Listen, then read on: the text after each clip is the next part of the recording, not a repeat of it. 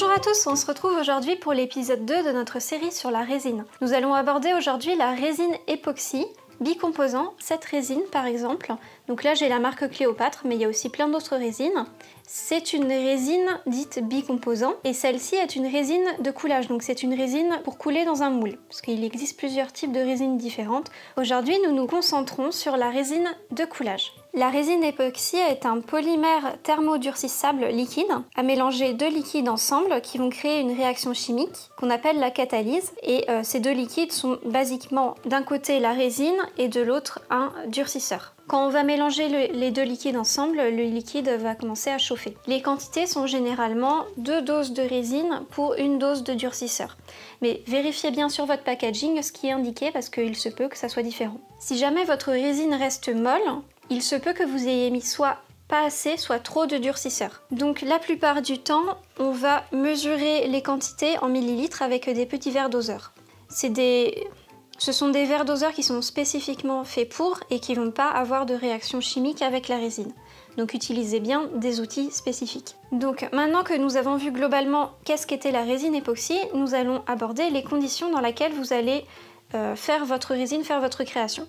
Nous vous conseillons d'utiliser la résine dans une pièce qui est chauffée entre 20 et 25 degrés, c'est la température optimale pour utiliser votre résine de loisirs créatifs. De même, ne la stockez pas dans un endroit qui est à moins de 15 degrés ou à plus de 30 degrés et évitez les rayons du soleil direct. Plus il va faire chaud et plus la résine va durcir vite. Mais ne la mettez pas au four quand même parce que vous aurez d'autres soucis. Donc ensuite, vous devez vous trouver dans une pièce qui est sèche avec une surface sèche parce que également l'humidité peut créer après, plus tard ou pendant la formation de la résine, des endroits opaques. Également, protégez bien votre surface de travail. Ne faites pas directement de la résine sur une table en bois parce que ça va être très difficile à nettoyer et une fois durcie, la résine sera quasiment inenlevable, vous ne pourrez plus l'enlever, donc faites super attention, protégez bien votre surface. Par exemple, moi ici j'ai utilisé, bon là c'est un tableau parce que j'ai pas trouvé de plateau assez grand, mais j'ai utilisé un petit plateau dans lequel j'ai mis un tapis en silicone qu'on utilise également pour le modelage, mais ça peut aussi être utilisé pour la résine, parce que du coup la résine n'adhère pas dessus. J'ai également un plateau avec des petits picots qui est là spécialement fait pour la résine et les petits picots vont m'aider à mettre de niveau mon moule par exemple. Ensuite, très important, il faut bien aérer la pièce pour ne pas respirer les vapeurs de résine et si vous faites ça de manière répétée et que vous le faites très souvent de la résine, il vaut mieux que vous investissiez dans un masque à filtration. Donc c'est un masque à gaz et gaz naturel. C'est par exemple le genre de masque avec des filtres comme ça sur les côtés qu'on utilise lorsqu'on fait de la peinture dans le bâtiment, de la peinture qui peut être un peu toxique. Aérez bien votre pièce et évitez d'être au-dessus de la résine à la respirer. Dans tous les cas, c'est toujours mieux d'avoir un masque.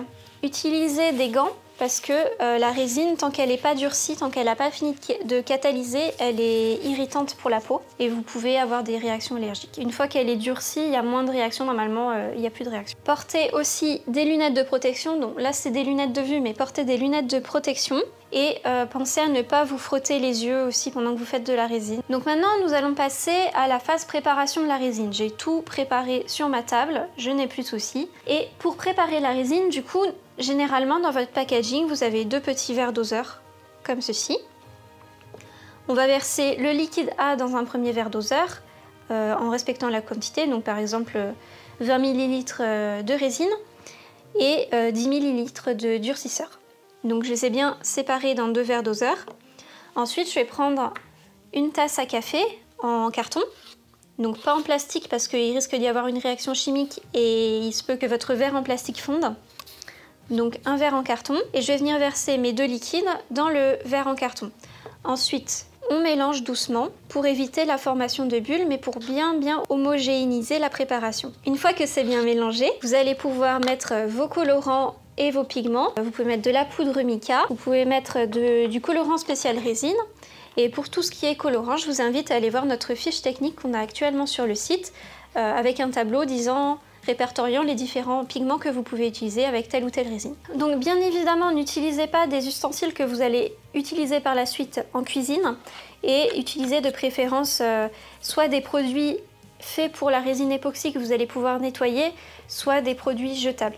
Ensuite, certaines marques conseillent de laisser reposer la résine 15 minutes pour que les bulles remontent à la surface et qu'il y ait moins de bulles quand vous allez verser la résine dans votre moule. Donc ensuite, je verse ma résine dans mon moule et on peut tapoter légèrement le moule. On peut prendre son plateau, donc là il est un peu grand mon plateau, mais voilà. On peut prendre son plateau et le tapoter légèrement sur la table pour essayer de faire remonter la résine. Donc c'est plus facile avec un plateau plus petit. Vous pouvez aussi tapoter légèrement le moule avec le doigt et ensuite vous pouvez passer la flamme d'un briquet ou la flamme d'un allume-gaz pour faire exploser les petites bulles à la surface. Une autre méthode, dans le cas pareil d'une utilisation régulière et semi-professionnelle ou professionnelle, vous pouvez investir dans une chambre à vide. Donc c'est un genre de marmite dans lequel on va extraire avec un mécanisme de l'air.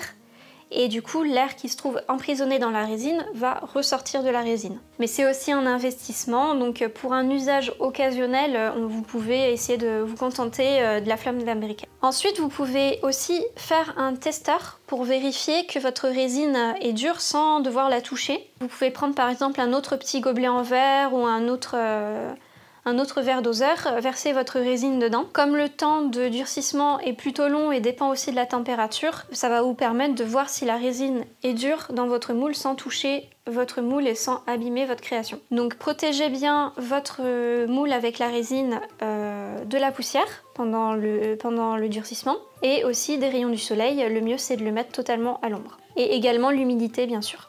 Même si la résine est dure au toucher au bout de 24 à 48 heures, elle travaille toujours au moins pendant 15 jours. Donc évitez de mettre quelque chose sur la résine.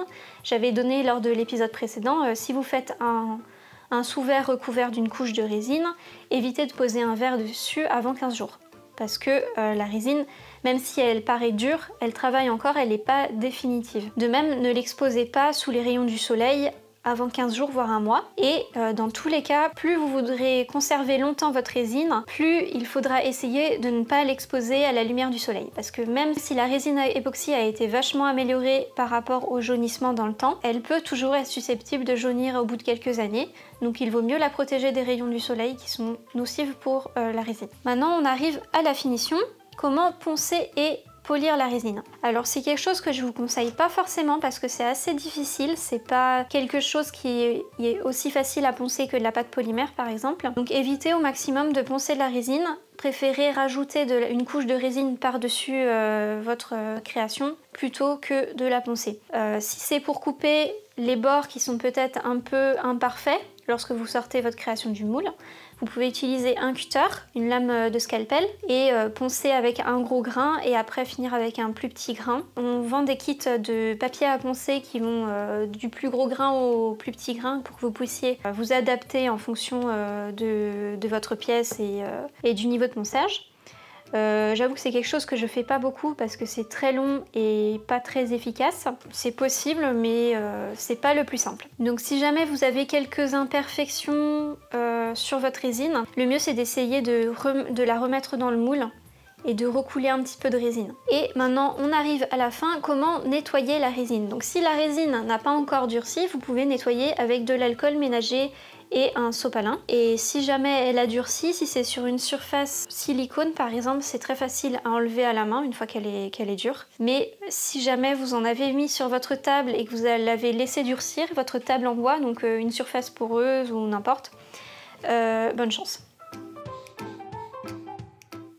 Vous n'allez pas réussir. Voilà. Bon courage. Ça sera tout pour aujourd'hui. Je vous dis à la prochaine pour de prochains épisodes sur la résine.